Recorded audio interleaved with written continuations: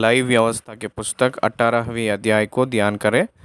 इस अध्याय में 30 वचन लिखा गया है। इसमें 3 प्रकार की भाग हैं। पहला भाग पहला वचन से लेकर 5वें वचन तक परमेश्वर की नियमों को और विधियों को पालन करते हुए इस्राएली लोग चलना है कहकर एक प्रत्येक रूप की चेतावनी।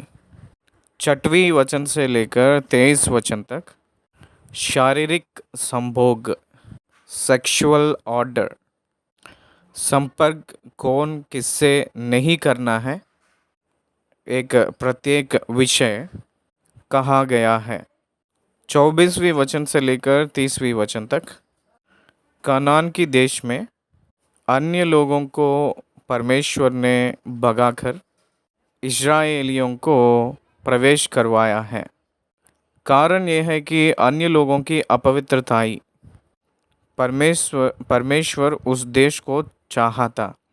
परमेश्वर ने उस ज़मीन को परमेश्वर ने चाहा था, इसलिए अन्य लोगों को भगाकर इस्राएलियों को प्रवेश करवाया है। इस्राएलियों ने उस देश में पहुंचे के बाद अगर वो लोग भी अपवित्रताई में चले जाएंगे तो उन लोगों को भी उस देश में से भगाऊंगा कहे थे। ये सब इस 24 वचन से लेकर 30वें वचन तक वचनों के भाग में विवरण दिया गया है। इस अध्याय की एक वचन के बाद एक ध्यान करते हुए आगे बढ़े। पहला वचन, फिर यहोवा ने मूसा से कहा, इस्राएलियों से कह कि मैं तुम्हारा परमेश्वर यहोवा हूँ। मैं तुम्हारा परमेश्वर हूँ। क्या यहाँ लोगों ने परमेश्वर को चाहे हैं या परमेश्वर ही लोगों को नियुक्त करके चाहा है? एक बार आप लोग सोचना चाहिए। मैं उन लोगों को परमेश्वर के रूप में रहना है कहकर परमेश्वर चाह रहा है। ये जनता का नहीं है, लोगों का नहीं। इसलिए वो सार्वभौमिक अधिकार में ये निर्णय उन्होंने लिए हैं परमेश्वर ने। इसलिए इस्राएलियों ने उस निर्णय को सर झुकाए हैं। सर झुकाकर आज्ञाकारी बनना ही चाहिए, क्योंकि इसलिए उन लोगों को एक भविष्यवक्ता के द्वारा बताते हुए और सिखाते हुए आए हैं परमेश्वर ने। आदम ने पाप किए के बाद सारे मानव जाति अपने मार्गों को मिटा लिए हैं। परमेश्वर अपने लिए कुछ लोगों को अपनी नमूना के रूप में लोग दुनिया को दिखाने के लिए परमेश्वर ने एक जाति को नियुक्त करना चाहा था। वो अब्राहम नामक व्यक्ति से शुरू करना है कहकर वो नियुक्त कर लिए हैं, चुन लिए हैं। उस रीति से जो नियुक्त किया गया हुआ जाति इस्राएलियों का जाति है। उन लोगों को अपनी वादाओं के वजह से अपनी योजना के अनुसार वृद्धि करते हुए उन लोगों को कनान तक मिस्र में से छुड़ाकर चलाने के लिए मूसा को परमेश्वर ने नियुक्त किया है, नियुक्त कर लिया है। उस मार्ग में से, उस मार्ग के बीच में परमेश्वर मूसा से परमेश्वर की योजना क्या है और वो सब लोग किस रीति से चलना है, कौन सी विधि है, कौन सी नियम है, ये सारी बातें मूसा से परमेश्वर स्पष्टीकरण किए थे। मैं उनका परमेश्वर यहोवा हूँ, ये बात उनको कहना है कहकर मूसा से कहे थे। They are my people, I am their God. This is the relationship. बाकी सब लोगों को, क्या बाकी लोगों को वो परमेश्वर नहीं है क्या? वो बिल्कुल सबका परमेश्वर है। सारी दुनिया का, सारी ब्रह्मांड का एक ही परमेश्वर है। सारी दुनिया के प्रजा लोग, जनता सब उन्हीं का है। परंतु इस्राएलियों को बाकी लोगों को अंतर ये है कि वो अपनी प्रजा के रूप में बताने के लिए उन लोगों को, इस्राएलियों को परमेश्वर ने अनकंडीशनली चुन लिए हैं। एक पिता को पैदा हुआ लड़का या बेटा, वो अच्छा भी हो या बुरा भी हो, वो पिता को पुत्र ही होगा हमेशा।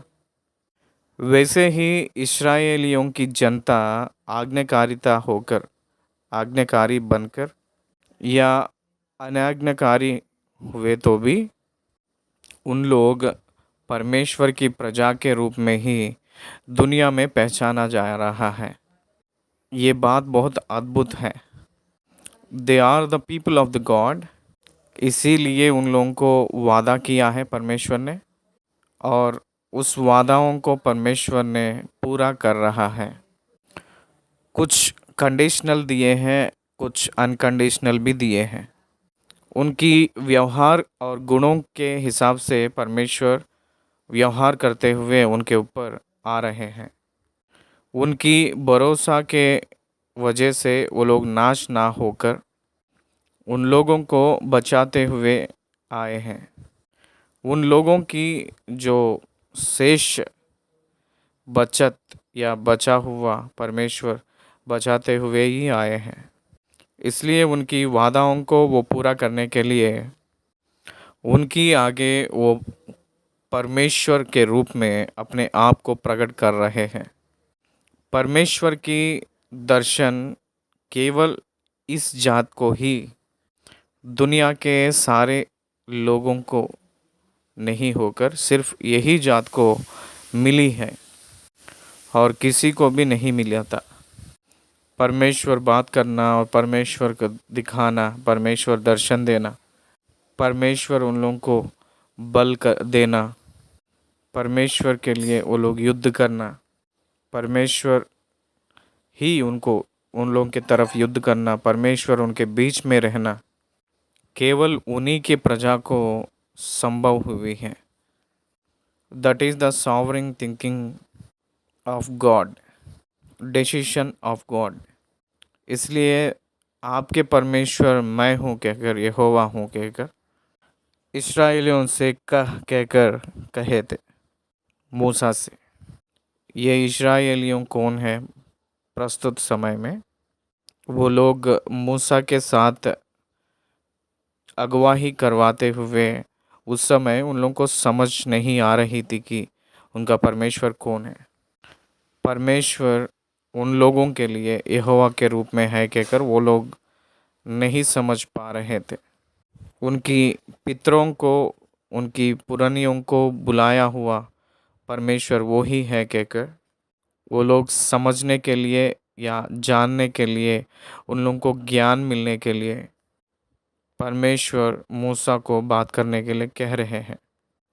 तीसरी वचन, तुम मिस्र देश के कामों के अनुसार जिसमें तुम रहते थे ना करना, और ना कनान देश के कामों के अनुसार भी जहाँ मैं तुम्हें ले चलता हूँ ना करना, और ना उन देशों की विधियों पर चलना। Very specific and clear instructions 2 देशों के बारे में बताए थे। पहला, उन लोग जहाँ रहते थे और निकल कर आए हैं उस देश के बारे में, जो परिश्रम किए थे उस देश यानी मिस्र देश। दूसरा, वो लोग पहुँचने वाली, प्रवेश करने वाली कनान की देश के बारे में। इस दोनों देशों के बारे में कुछ बताऊंगा, सुनिए ध्यान से। उस देश की कामों के अनुसार आप लोग नहीं फॉलो करना है। तुम मिस्र देश के कामों के अनुसार जिसमें तुम रहते थे ना करना, मेरे नियमों को मानना और मेरे ही विधियों को मानते हुए चलना। मिस्र देश फिरौन के अधिकारी से पालन किया जाने वाली देश थी। मिस्र देश में 10 प्रकार की देवी देवता है। परमेश्वर 10 महामारियों से 10 देवी देवताओं को न्याय करते हुए मिस्र देश में से उनकी प्रजा लोगों को छुड़ाए हैं। मिस्र देश में मूर्तियों की पूजा है। परमेश्वर को जो गिना है वो मिस्र देश में है। मिस्र देश में लोगों की जीवन की तरीका, जीने की तरीका अपवित्र की जीवन की विधि है। अपवित्र जीवन जीने का विधि है। वहाँ रीति रिवाज जो रहने वाली, वहाँ जो रीति रिवाज है वो परमेश्वर को गिना हुआ रीति रिवाज है। परमेश्वर की विधियों को, परमेश्वर के नियमों को विरुद्ध है वो। गॉड्स डिवाइन प्रिंसिपल्स को अगेंस्ट थिंग्स वहाँ है। ये हम जानना चाहिए। क्या है परमेश्वर को इच्छा पसंद है? पवित्रताई। मिस्र देश में पवित्रताई नहीं है। मोह से भरा हुआ जीवन विधि वहाँ है। एक दूसरे के संबंध ना रहकर जीने का जीवन की विधि वहाँ मिस्र देश में है। काम की अभिलाषाओं में रहने वाले जीवन की विधि वहाँ होती है। इसलिए वहाँ एक क्रम ना रहकर जीने का जीवन वहाँ दिखाई देती है मिस्र में। वो परमेश्वर को बिल्कुल पसंद नहीं है। उसके बाद मूर्तियों को बलिदान चढ़ाना, छोटे छोटे बच्चों को मूर्तियों के आगे बलि देना, ऐसे इस प्रकार की अशुद्ध कार्य वहाँ करते थे। इसलिए परमेश्वर ने उस देश की रीति रिवाज, मिस्र देश की रीति रिवाज आप लोग पालन नहीं करना है कहकर कहे थे। You are a special people. आप लोग एक प्रत्येक प्रजा है। आप लोग मेरी प्रजा है। मेरे विधि, मेरे नियम में रहना है। माई कमांडमेंट्स एंड माई कॉन्स्टिट्यूशन, मेरी आज्ञाओं को, मेरी कानून को आप लोग पालन करना है। मेरी आइडियोलॉजी में आप लोग आना है। यही परमेश्वर चाह रहा है। मेरी मार्ग में आप लोग आना है। मेरी सोचों में आप लोग आना है। मेरी विधियों में आप लोग आना है। सब लोगों के जैसा नहीं। मिस्र देश एक महान देश भी हो सकता है, तो भी कनान महान देश भी हो सकता है, लेकिन वहाँ लोगों के जीवन में नियम कानून नहीं है। लोगों के जीवन में पवित्रता ही नहीं है। लोगों के जीवन में एक अनुशासन नहीं था। लोगों के जीवन में एक सच्चाई, ईमानदारी नहीं है। बात को फुसलाकर बात के ऊपर निर्भर ना होने वाले लोग हैं वहाँ। इसलिए उन लोगों की रीति रिवाज में वो महान विशेष नहीं है। अपवित्रता ही उनको एक खास विषय नहीं है। That was allowed. इसीलिए उन लोगों को, उस देशवासियों को सज़ा मिली थी। मिस्र देशों को भी सज़ा मिली है और कनान की देशवासियों को भी सज़ा मिली थी।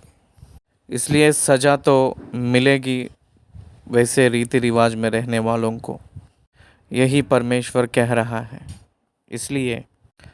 इसलिए आप लोग जाने वाली कनान देश भी हो या छोड़े हुए मिस्र देश में भी हो, उस दोनों देश में वो लोग पालन करने वाले रीति रिवाज आप लोग उसको पालन नहीं करना है। क्या आप समझ रहे हैं? ये उन लोग ग्रहण करना है कहकर मूसा ने उन लोगों से कह रहा था। आज हम लोग हमारी देश में हैं। अपने देश में अपनी प्रजा उनकी मूर्तियों के पूजा में है। उन लोगों के साथ हम लोग मूर्ति पूजन नहीं करना है। बहुत लोग प्रजा ने अपवित्र जीवन जी रहे हैं।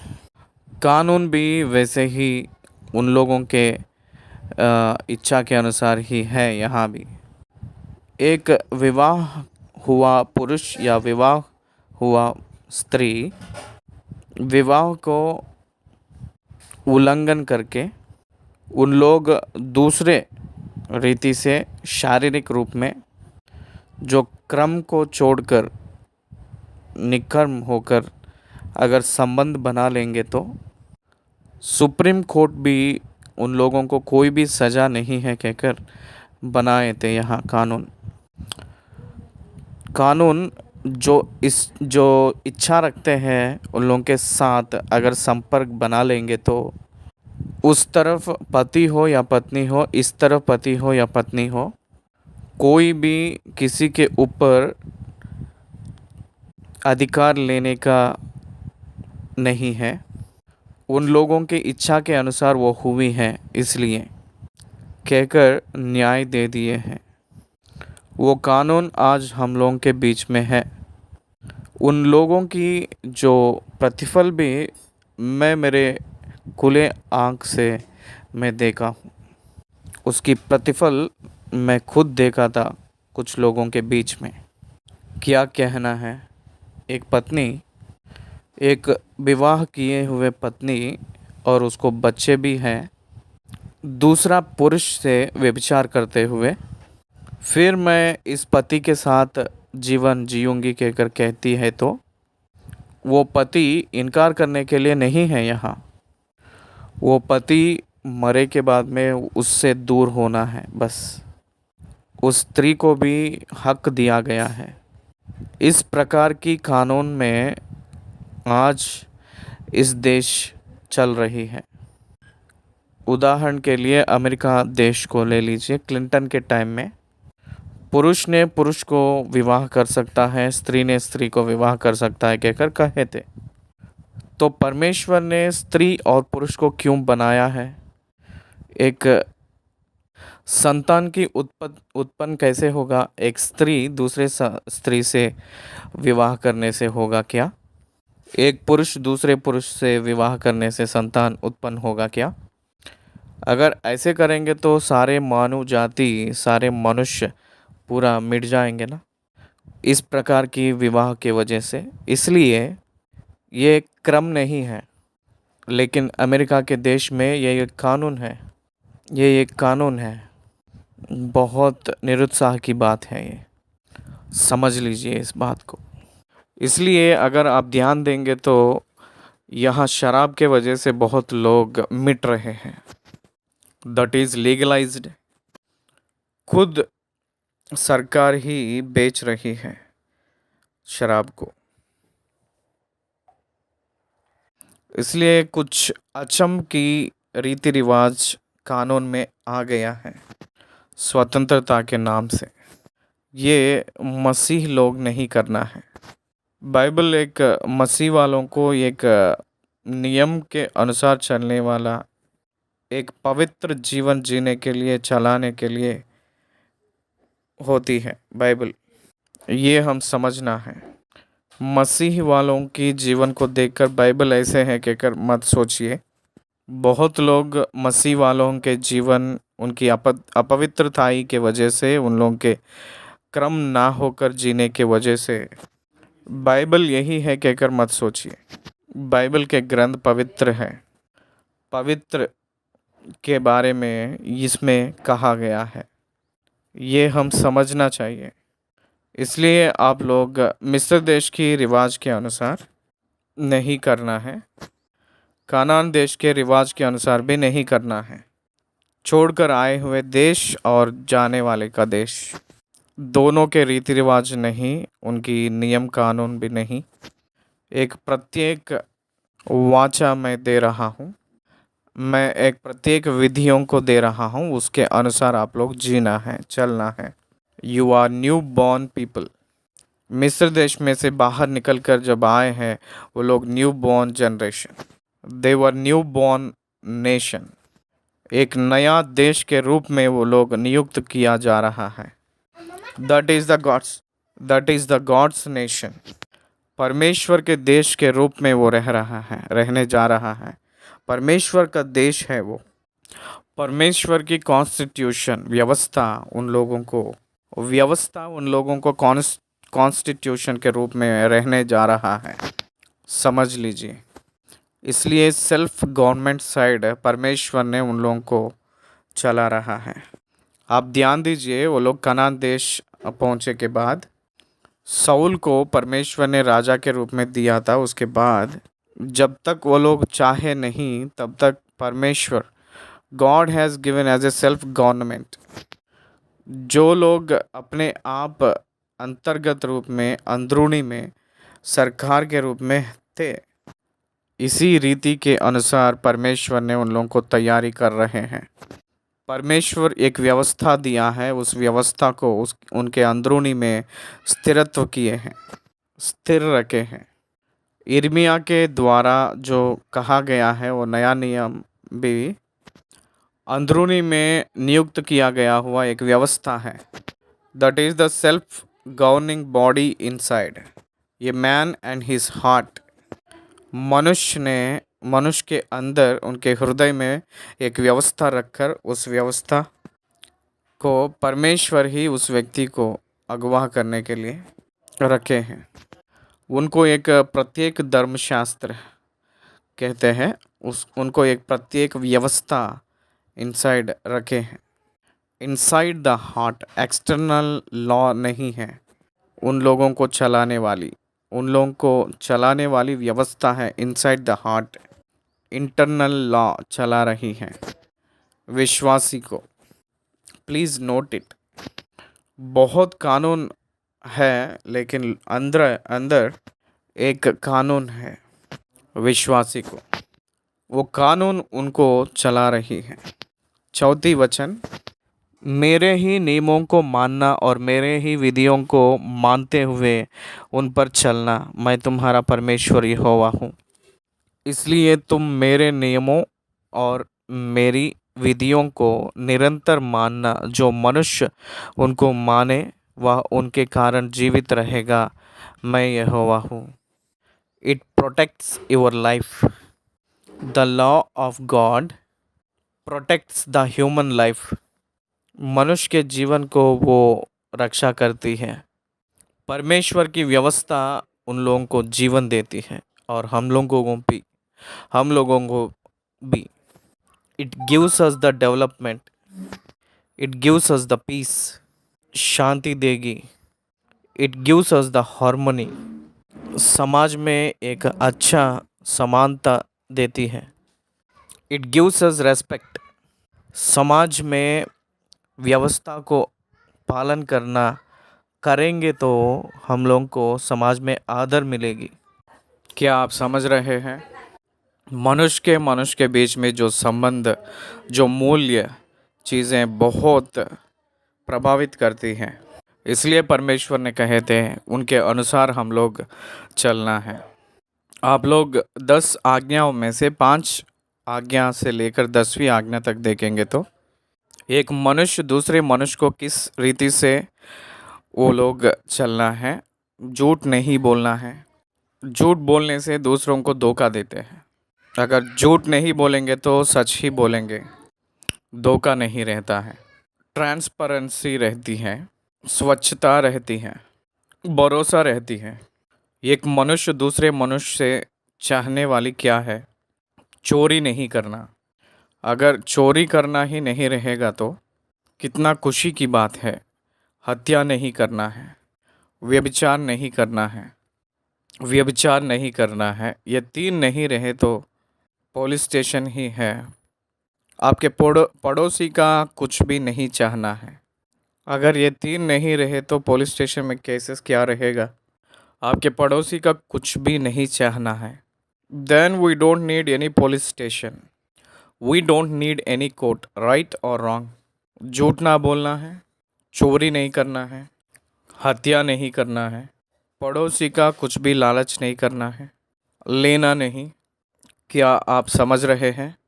अगर ये पूरा पालन करेंगे तो पुलिस स्टेशन क्या है और कोर्ट क्या है? पुलिस स्टेशन क्या है और कोर्ट क्या है? इसलिए ध्यान दीजिए, we don't want that court and police station. When we follow the law, when we obey the God's commandments, Adam के पाप के वजह से जो पुरानी स्वभाव को हम सब लोग अपना लिए हैं, इसलिए we need police station and we need court, we need the external government to monitor us, we need some people. हम लोग सड़क पे यात्रा करते समय नियम के हिसाब से हम लोग चलेंगे तो what is the need of police man, why we need the police man on the road, no need. क्या ये सही है या गलत? सिग्नल सिस्टम आया है आज के ज़माने में, अगर सिग्नलिंग सिस्टम परफेक्टली फॉलो करेंगे तो एक पुलिसमैन भी रोड में ज़रूरत नहीं है। इसलिए उस सड़क को सिग्नलिंग सिस्टम रखते हैं।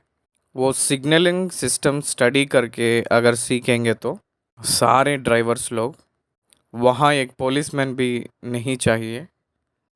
परदेशियों में पुलिसमैन लोग जैसे अपने देश में रहते हैं चौकीदार बनकर, वहाँ नहीं रहते हैं। हम लोगों को सिग्नल्स भी रहती है और वहीं उसी के नीचे पुलिसमैन भी चौकीदार बनकर रहता है, क्योंकि nobody wants to follow that the waste of the government money. सरकार के धन व्यर्थ हो रहा है। क्यों?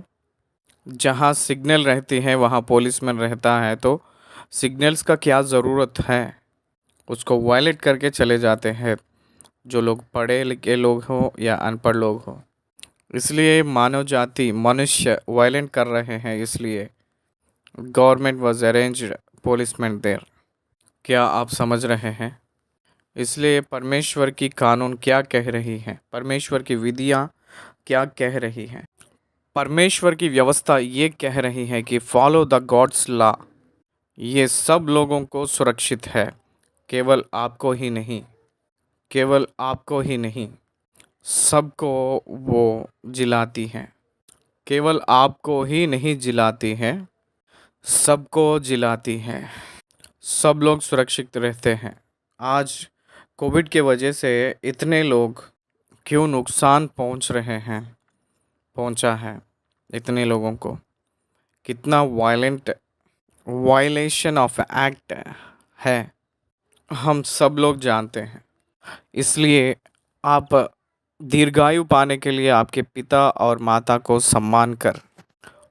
पिता को सम्मान करते हुए चलेंगे। It is the very greatest value. ये ग्रेट वैल्यू को अगर हम पालन करेंगे तो कितनी आशीष। आज कितने लोग अनाथ आश्रम में रह रहे हैं अपनी भारत देश में। हम लोगों को किसी को भी नहीं पता है उतने अनाथ आश्रम आज इस देश में है। दुनिया में अत्यधिक अति उत्तीर्ण अनाथ आश्रम अपने देश में है, लेकिन मूल्यों में अपने देश में बहुत टीचिंग हुई थी, लेकिन प्रैक्टिस में नहीं है। बहुत ग्रंथ बताए थे, बहुत पुस्तक में लिखवाए थे, लेकिन प्रैक्टिस नहीं है। आज माता पिता अपने देश में वृद्ध समय में छोड़ रहे हैं, जो बुज़ुर्ग होते समय छोड़ रहे हैं। संपत्ति ना रहकर माता पिता को सड़क में छोड़ रहे हैं। अपनी देश की कानून क्या कह रही है भारत देश में, क्या आप जानते हैं?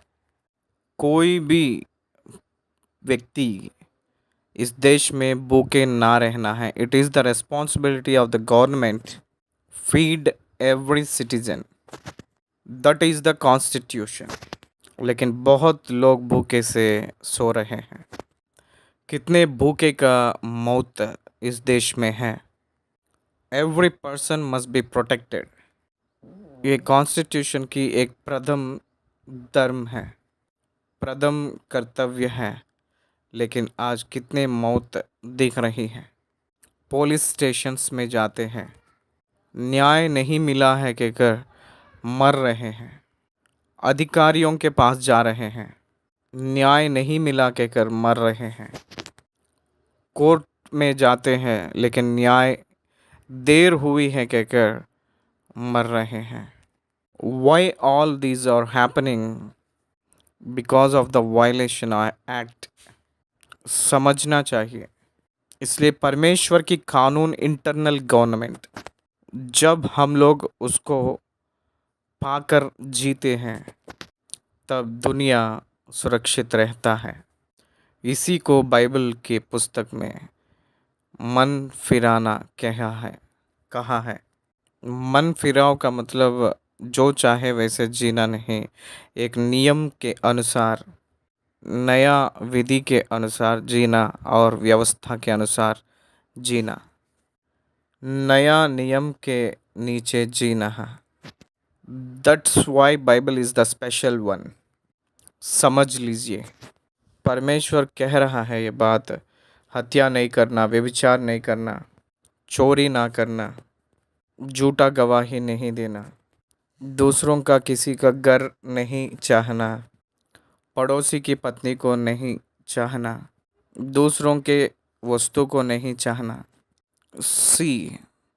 और कोई भी चोरी नहीं है, लूटना नहीं है, छीन लेना नहीं है। कोविड के समय में भी लोग मर रहे हैं, कुछ लोग लाखों में मर रहे हैं। उस समय भी ऑक्सीजन को ब्लॉक करना, मेडिसिन्स को ब्लॉक करना। ध्यान दीजिए, ट्रांसपोर्टेशन को छीन लेते हैं और स्मशान वाटिका में, शमशान घाट में लूटते हैं, मॉर्चरीज में लूटते हैं। नो कंट्रोल, और मेडिसिन्स में डुप्लीकेट मेडिसिन्स लाते हैं। जितने भी अभी मेडिसिन्स है वो पूरा ब्लॉक करते हैं। 2000 के दाम की इंजेक्शन 30,000 में बेचते हैं। Why all these happening? Sin, पाप, अंदरूनी में पाप, अंदरूनी में धन की अभिलाषा, अंदरूनी में व्यभिचार। परमेश्वर की क्रोध देश के ऊपर आ रही है। कारण यह है कि देश में बलात्कार, इसलिए मूसा ने कहे थे नो।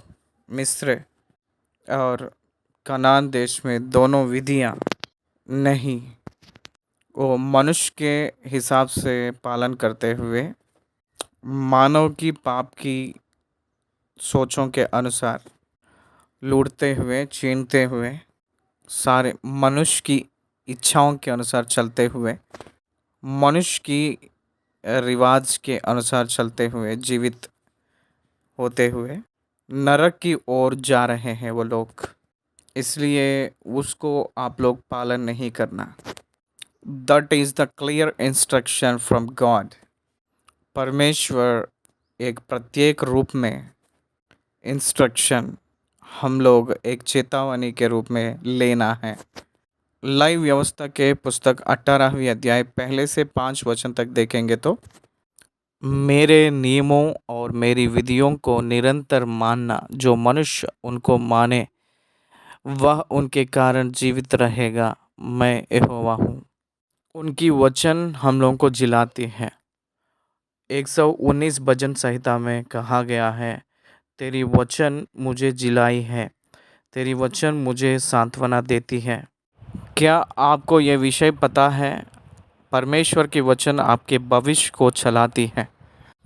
परमेश्वर इस दुनिया में एक व्यक्ति को क्यों भेज रहा है, उस उद्देश्य को उनकी अंदरूनी में रख कर भेजता है। एक मछली पैदा हुई है तो उसको कोई भी तैरना सिखाने का ज़रूरत नहीं है, वो इनबिल्ट है। एक पक्षी है तो उसको उड़ने का कोई भी सिखाने का ज़रूरत नहीं है, वो इनबिल्ट है, उस पक्षी में ही रहती है उड़ने का। क्या आपको समझ में आ रहा है?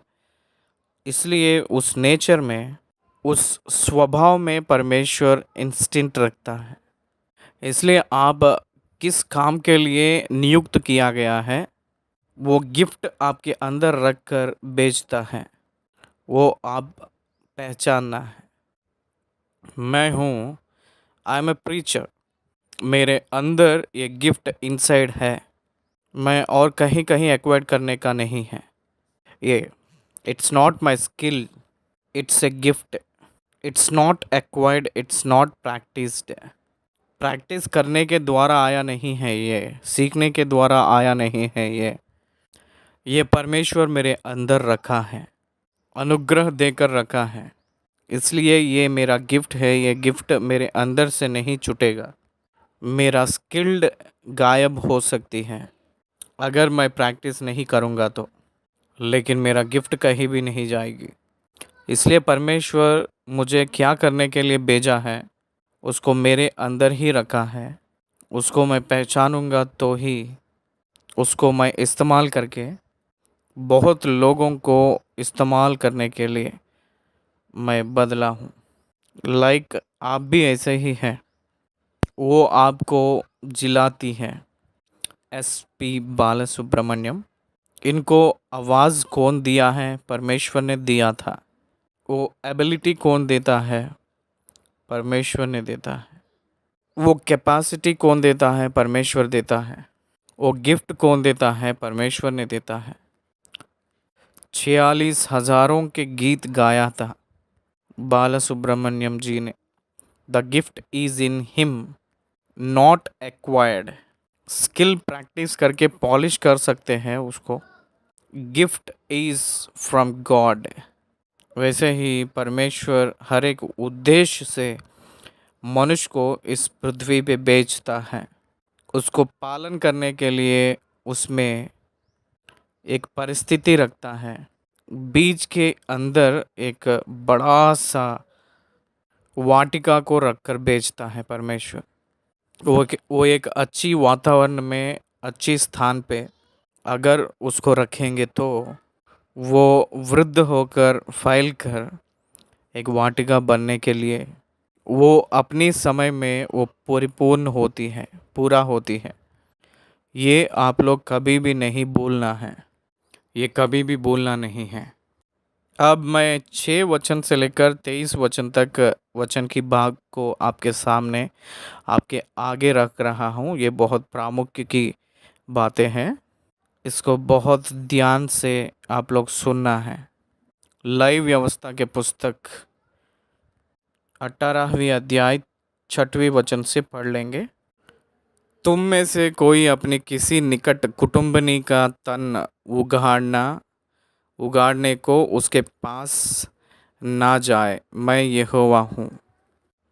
इस वचनों को पढ़ते वक्त आप बहुत प्रामुख्य चीज़ ये समझना है कि वो है कि पवित्रताई, शारीरिक पवित्रताई। परमेश्वर हमको देह को दिया है। अपना देह अपनी आत्मा की साधन है। It's like a vehicle. इस साधन के द्वारा ही इस दुनिया में चल रहे हैं, जीवित जी रहे हैं, जीवन जी रहे हैं और रह रहे हैं। लेकिन वास्तव रूप में हम लोग आत्मा हैं। आराधना करने वाले आत्माई से, सच्चाई से करना है कहकर परमेश्वर ने कहे थे। समझ लीजिए, इसलिए अपना शरीर पाप के लिए बेचा गया है। रोमियों के पत्री में पौलुस ने कहा गया हुआ बात है ये, मेरा शरीर पाप के निमित्त बेचा गया है। इसका मतलब पाप के अधीन होकर जो नहीं करना चाहते हैं वही करते हैं, और जो करना चाहते हैं वो नहीं करते हैं। उसी के बारे में रोमियों के पत्री 7वीं अध्याय में 18 से लेकर 20वीं वचन तक यही कह रहा है। 18 से पढ़ रहा हूँ।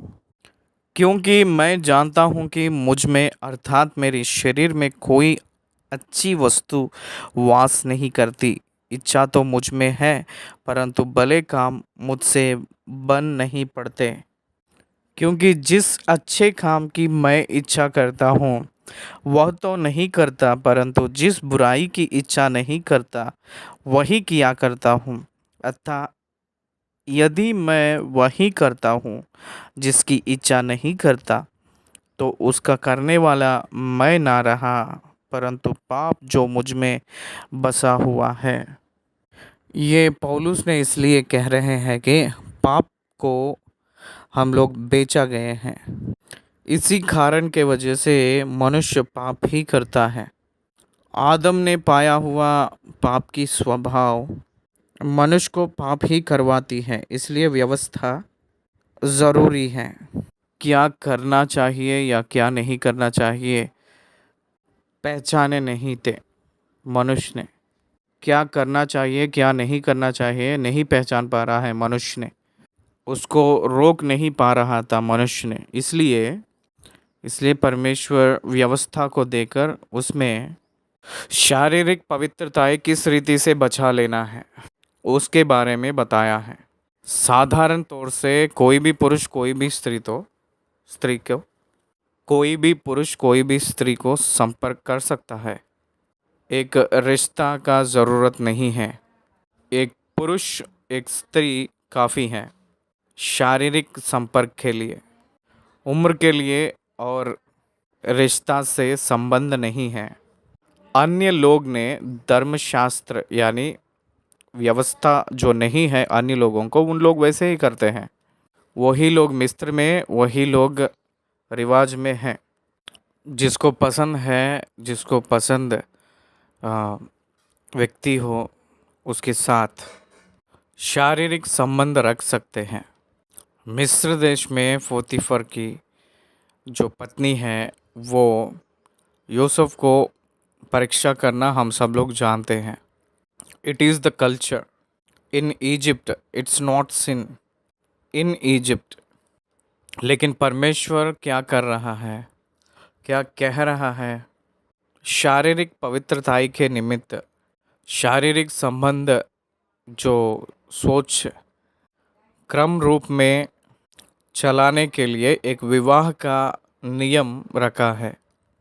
हर एक व्यक्ति को एक खुद की स्वयं पत्नी रहना है कहकर पौलुस ने कहे हैं। स्त्री को ना चुना ही पुरुष की भलाई है कहकर कहा है। एक पुरुष और एक स्त्री ही केवल विवाह में शारीरिक संपर्क को एक परमेश्वर की योजना में बनाए हैं। One man and one wife, that's it. वही परमेश्वर की वचन है। परंतु अन्य लोग ऐसे नहीं हैं। इसलिए परमेश्वर इज़राइलियों को उनके लिए देश के नियम देश के लिए नियुक्त करने के लिए उन लोगों की शारीरिक संबंध पवित्रताई किस रीति से बचा लेना है उनको बता रहा है। उसी के संदर्भ में कुटुंबनी का तन उगाड़ने को उसके पास ना जाए। कुटुंबनी मतलब कौन है? For a man if you think A women, एक पुरुष के रूप में एक कुटुंबनी के संबंध के रूप में स्त्री के बारे में सोचेंगे तो माता, माता की बहन, चाची, पिता की दूसरी पत्नी वो भी चाची ही होती है, पत्नी की दीदी, वैसे ही भाई लोगों के रिश्ता और बहनों के रिश्ता में बहनें, ये नाती पोते, ये सब दिखाते हुए प्रत्येक रूप में कहा गया है कि क्यों उन लोगों की तन उगाड़ने का नहीं। तन उगाड़ने का मतलब यह है कि तन को ढांपने वाली एक कपड़ा उसको हटाना नहीं, उनकी गुप्त अंग को देखना नहीं, छूना नहीं। इसलिए प्रत्येक रूप में पवित्र रहने के लिए ये नियम देते हुए आया है। लहू के संबंध तन का उगाड़ना नहीं कहकर उनके पास जाना नहीं। वो दुष्ट काम की रूप में होती है। ये आज भी बहुत देशों में पालन हो रही है, पालन कर रहे हैं। रिश्ताएं, गलत रिश्ताएं आज के ज़माने में बहुत लोग रख रहे हैं। रिश्ता जो पवित्र की शब्द है, विवाह के ज़रिया संबंध बना लेते हैं। स्त्री और पुरुष, विवाह के बाहर रहने वाले हर एक रिश्ता, संपर्क की संबंध पूरा क्रम नहीं रहने वाली संबंध कहते हैं। वो धर्म को पालन नहीं करने वाली की कार्य है। धर्म कार्य नहीं है, वो पाप के रूप में परमेश्वर ने नियुक्त किया है, पहचाना है, अपवित्र के हिस्सा में डाला है परमेश्वर ने। परमेश्वर हर एक स्त्री, एक पुरुष को पति के रूप में, एक ही पुरुष को एक स्त्री रखना है। हर एक पुरुष एक ही स्त्री के साथ विवाह करना है। विवाह किए के बाद में ही उन दोनों एक तन होना है। ये परमेश्वर के नियम है। जीवन में उन लोगों को जब तक मृत्यु नहीं आती है तब तक वो लोग एक तन रहना होना चाहिए। ऐसे ही रहेंगे। ये परमेश्वर के नियम है, ये परमेश्वर की क्रम है। ऐसे ना रहकर अगर जो मैं पढ़ने जा रहा हूँ उसमें से अगर कोई रहेगा तो वो लोग दोषी ठहराएंगे। आप लोग समझना है। साथ ही वचन से पढ़ रहा हूँ। अपनी माता का तन जो तुम्हारे पिता का तन है ना उगाड़ना, वह तो तुम्हारी माता है, इसलिए तुम उसका तन ना उगाड़ना। तन को डाँपने का वस्त्र कहते हैं, उसको उगाड़ना नहीं। अपनी सौतेली माता का भी तन ना उगाड़ना, वह तो तुम्हारे पिता ही का तन है। अपनी बहन, चाहे सगी हो, चाहे सौतेली हो, चाहे वह घर में उत्पन्न हुई हो, चाहे बाहर, उसका तन ना उगाड़ना। एक स्त्री बच्चों को पैदा करके उसकी पति मर गया है मान लीजिए, एक पुरुष बच्चे हुए के बाद में अगर उसकी पत्नी को खो लिया, उन दोनों विवाह कर लेंगे तो उन दोनों को बच्चे रहते हैं। पति के ओर बच्चे रहते हैं, पत्नी की ओर बच्चे रहते हैं। उन सब लोग एक ही परिवार के समान रहते हैं। आज तक भी बहुत फैमिलीज ऐसे ही हैं। उसमें से कोई भी रिश्ता को तोड़कर वो लोग नहीं होना है। यही उद्देश्य है यहाँ। पिता की पत्नी, वो मतलब जो पैदा की है वही माता ही नहीं, उनकी पिता की दूसरी पत्नी, नहीं तो वो रखवाली, सौतेली कहते हैं, उन लोगों को भी छूना नहीं।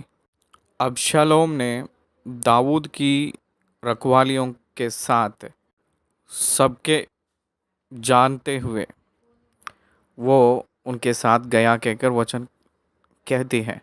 ध्यान देना है। याकूब की सौतेली रूबेन ने बिल्हा के साथ गया कहकर याकूब को पता चली है। याकूब बहुत दुखित हुआ कहकर लिखा है वचन में। इसलिए बाइबल में कुछ कहानियों में हम लोग उसको विवरण नहीं देते हैं। आज के ज़माने में, समाज में जो हम लोग रहते हुए इस विषयों को बहुत सावधानी के रूप में समझना है और उसको पालन करना है। अपनी पोती या अपनी नतनी का तन ना उगाड़ना। उनकी देह तो मानो तुम्हारी ही है, तुम्हारी ही है। आपके वजह से आपको पुत्र या आपके वजह से आपको पुत्री जन्म हुई है। उन लोगों की बच्चों का तन उगाड़ना नहीं, क्योंकि वो आपकी ओर से हुई है, इसलिए उसको आप छूना नहीं कहकर कह रहे हैं। 11वें वचन। तुम्हारी सौतेली बहन जो तुम्हारी पिता से उत्पन्न हुई है, वह तुम्हारी बहन है, इस कारण तन ना उगाड़ना। वो दूर भी रह सकती है मनुष्य। पिता की दूसरी पत्नी, उसकी बेटी आपको बहन ही होती है, इसलिए उनकी तन का उगाड़ना नहीं। आप एक बार ध्यान दीजिए। अम्नोन और तामार के बारे में हम जानते हैं। अम्नोन की माता अलग है, तामार की माता अलग थी, पिता एक ही है। अम्नोन ने तामार को बलात्कार किया है, इसलिए अबशालोम ने अम्नोन को मार दिया है। कारण यही है कि यही बातें, यहाँ जो कहा गया हुए बातें, अपवित्रताई को मौका देने के वजह से अम्नोन ने मरने के लिए हुआ है। ये हम लोग समझना है। अम्नोन ने मरना पड़ा। 12वीं वचन, अपनी फूफी का तन ना उगाड़ना, वह तो तुम्हारे पिता की निकट कुटुंबनी है। इसका मतलब फूफी, फूफी के तन ना उगाड़ना है, वो आपके पिता की रिश्ता है। वैसे ही अपनी मौसी का तन ना उगाड़ना है, इसका मतलब चाची या मौसी भी कह सकते हैं, क्योंकि वह तुम्हारी माता की निकट कुटुंबनी है। अपने चाचा का तन ना उगाड़ना अर्थात उसकी स्त्री के पास ना जाना, वह तो तुम्हारी चाची है। अपनी बहू का तन ना उगाड़ना, वह तो तुम्हारे बेटे की स्त्री है। इस कारण तुम उसका तन ना उगाड़ना। कितनी क्रम रूप में लिख रहा है यहाँ। अपनी बौजी का तन ना उगाड़ना, वह तो तुम्हारे भाई ही का तन है। किसी स्त्री और उसकी बेटी दोनों का तन ना उगाड़ना। आप दूसरों के स्त्री किसी को भी, सौतेली हो या रखवाली हो, और दूसरी कोई भी स्त्री हो, उसको अगर आप अपना लेंगे या विवाह कर लेंगे तो उसकी बेटी का तन की ना उगाड़ना, और उसकी पोती को या उसकी नतनी को अपनी स्त्री करके उसका तन ना उगाड़ना, वे तो निकट कुटुंबनी है। ऐसा करना महापाप है। एक स्त्री को कोई भी रखवाली रखा है तो उसका बेटे के बेटी को भी तन ना उगाड़ना है। देखिए यहाँ कितना क्रम रूप में बता रहा है। और अपनी स्त्री की बहन को भी अपनी स्त्री करके उसके सौत ना करना, कि पहले के जीवित रहते हुए उसका तन भी उगाड़े। एक पत्नी जीवित रहती है उस समय उसकी बहन को, पत्नी को पीड़ित करने के लिए उसको ले आकर शादी करना, यह भी बहुत दुष्काम क्रिया होता है। फिर जब तक कोई स्त्री अपने ऋतु के कारण अशुद्ध रहे तब तक उसके पास उसका तन उगाड़ने को ना जाना। 20वीं वचन, फिर अपने भाई बंधु की स्त्री से कुकर्म करके अशुद्ध ना हो जाना। नाइबर्स, केवल रक्त संबंधित ही लोग नहीं, कुटुंबनी लोग ही नहीं, पड़ोसी लोग, नाइबर्स भी। आज के दिनों में देखिए, आज भी गांव में या शहर में आज के दिनों में हाई बाई कल्चर आया है। हमारे यंग एज में नाइबर्स लोगों को भाई और बहन के रूप में बुला लेते थे, ब्रदर और सिस्टर के रिलेशन में चलते थे उतना ही, लेकिन कहीं भी अपवित्रताई के रिश्ताओं में जगह नहीं देते थे। उस टाइप के जगह देने वाले कुटुंब या परिवार बहुत नष्ट हो चुके हैं। जो पवित्र रहने वाले परिवार, लॉन्ग स्टैंडिंग बॉन्डिंग होता है, बहुत समय तक उन लोगों का बॉन्डिंग अच्छा रहता था। कारण पवित्रताई, बिना पवित्रताई से परमेश्वर के संबंध नहीं बनते हैं। अपनी संतान में से किसी को भी मोलेक के लिए होम करके ना चढ़ाना और ना अपने परमेश्वर के नाम को अपवित्र ठहराना, मैं यहोवा हूँ। मोलेक कहकर एक देवी रहती है, उसके लिए आग के भट्टी में बच्चों को चढ़ाते हैं। ये अन्य लोगों के रिवाज हैं, उसके अनुसार हम लोग नहीं चलना है। हर एक आत्मा परमेश्वर की ओर से अनुग्रह किया गया है। हर एक शरीर परमेश्वर की ओर से अनुग्रह किया गया है। कोई भी किसी का भी बच्चों को ले जाकर आग के भट्टी में नहीं डालना है, वो कानून के हिस्से में विरुद्ध है और परमेश्वर के खिलाफ भी है। परमेश्वर की ओर से अशुद्ध कार्य है, परमेश्वर की ओर से घिनौनी कार्य है। 22 वचन बहुत खास होती है। स्त्री गमन की रीति से पुरुष गमन ना करना वह तो घिनौना काम है। होमोसेक्सुअल होमोसेक्सुअलिटी लेस्बियंस ये बहुत प्रामुख्य। गे एंड लेस्बियन, स्त्री स्त्री से संपर्क और पुरुष पुरुष से संपर्क, ये दोनों अशुद्ध है, घिनौना है, ये घिनौना है। उसके बाद 23वीं वचन, किसी जाति के पशु के साथ पशु गमन करके अशुद्ध ना हो जाना और ना कोई स्त्री पशु के सामने इसलिए खड़ी हो कि उसके संग कुकर्म करे, यह तो उल्टी बात है। कोई भी पुरुष पशु गमन नहीं करना है, पशु से संबंध नहीं करना है। कोई भी स्त्री पशु के सामने इसलिए खड़ी हो कि उसके संग कुकर्म करे, यह तो उल्टी बात है। इसलिए जंतु के साथ सेक्स वो गलत है। उसी के कारण एड्स का जो बीमार फैली है कहकर हम सब लोग जानते हैं। इसलिए इससे भी ज़्यादा विवरण मैं देने का ज़रूरत नहीं है, सब लोग जानते हैं। जानवर की संपर्क, इसका मतलब पिक्चराइजेशन मैं बताने का ज़रूरत नहीं है।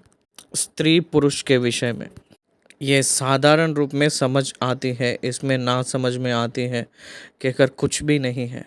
इसलिए कुटुंबनी के विषय में एक अपनी विवाह किया हुआ स्त्री से उसके बिना बाकी किसी रीति के रिलेटिव्स में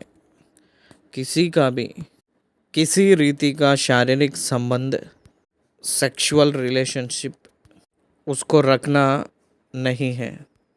पुरुष पुरुष से और स्त्री स्त्री से, गे और लेस्बियन सिस्टम परमेश्वर ने उसको मंजूर नहीं किया है, वो गलत की बात है, महापाप है। It's very clear and it's very important in the society. आपको एक विषय बताना है, जब से पेपर अखबार निकालते ही हम लोगों को बहुत बलात्कार हत्या के न्यूज़ या खबर मिलती है।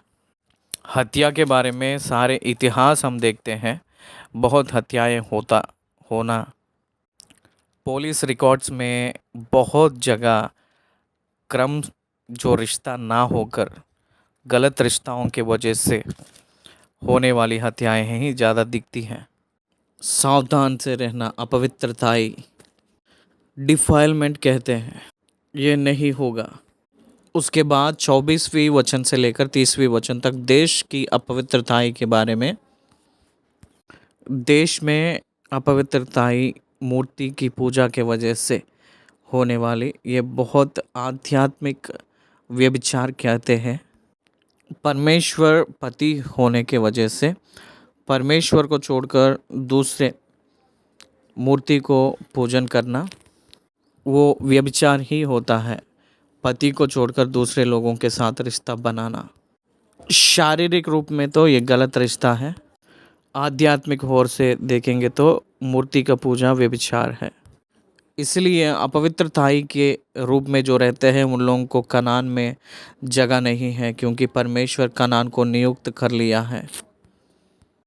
इसलिए वहाँ जितने भी जाति लोग हैं उन सभी लोगों को भगा कर इस्राएलियों को स्वास्थ्य के रूप में वहाँ पाने के लिए उस जगह को परमेश्वर ने अनुमति दिया है। परंतु इस्राएली लोग भी अपवित्रताई के रूप में रहेंगे तो परमेश्वर की आज्ञाओं को पालन नहीं करेंगे तो परमेश्वर उन लोगों को भी उस स्थान में से भगाऊंगा कहकर कह रहे हैं। ऐसी घटनाएं बहुत बार कानान में इस्राएली लोगों के जीवन में हुई भी है, हुआ भी था। उन लोग जब जब वो रोते थे, पछताते थे, वापस लेकर आता था परमेश्वर ने। सबसे बहुत खास घटनाएं अशूर की हुकुम और बाबिलोन की हुकुम। अशूर की हुकुम ईस्वी पूर्व 720, बाबिलोन की हुकुम ईस्वी पूर्व 586। बाबिलोन में 70 साल की हुकुम, 70 साल दूर है देश से। उन लोग विश्राम दिन को पालन करें या ना करें, कहकर इस्राएली लोग लापरवाह किए थे।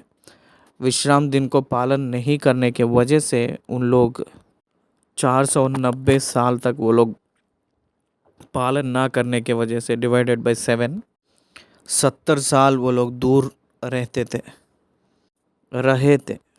24वीं वचन, ऐसा ऐसा कोई भी काम करके अशुद्ध ना हो जाना, क्योंकि जिन जातियों को मैं तुम्हारे आगे से निकालने पर हूँ वे ऐसे ऐसे काम करके अशुद्ध हो गई है। Sexual defilement.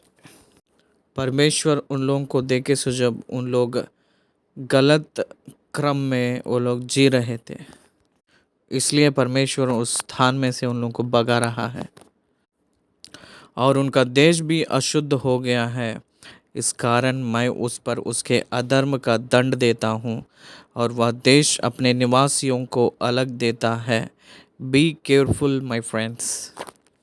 मूसा ने कह रहा है कि सावधान, इस कारण तुम लोग मेरी विधियों और नियमों को निरंतर मानना और चाहे देशी चाहे तुम्हारे बीच रहने वाला परदेशी हो, तुम में से कोई भी ऐसा घिनौना काम ना करे। Be holy, don't defile your body. क्योंकि ऐसे सब घिनौने कामों को उस देश के मनुष्यों जो तुमसे पहले उसमें रहते थे वे करते आए हैं, इसी से वह देश अशुद्ध हो गया है। अब ऐसा ना हो कि जिस रीति से जो जाति तुमसे पहले उस देश में रहती थी उसको उसने अलग उगल दिया, उसी रीति जब तुम उसको अशुद्ध करो तो वह तुमको भी उगल दे। जितने ऐसे कोई घिनौने काम करे वे सब प्राणी अपने लोगों में से नष्ट किया जाए, एक्सपेल किया जाए। यह आज्ञा जो मैंने तुम्हारे मानने को दी है उसे तुम मानना, और जो घिनौने रीतियों तुम में से पहले प्रचलित है उनमें से किसी पर ना चलना और ना उनके कारण अशुद्ध हो जाना। मैं तुम्हारा परमेश्वर यहोवा हूँ, पवित्र हूँ। मैं आपका परमेश्वर के रूप में हूँ, इसलिए आप अपने जीवन को अपवित्र नहीं बनाना है, अशुद्ध नहीं बनाना है। I am your God, I am holy, so you must be holy. 18वीं अध्याय को ख़त्म किए हैं। धन्यवाद।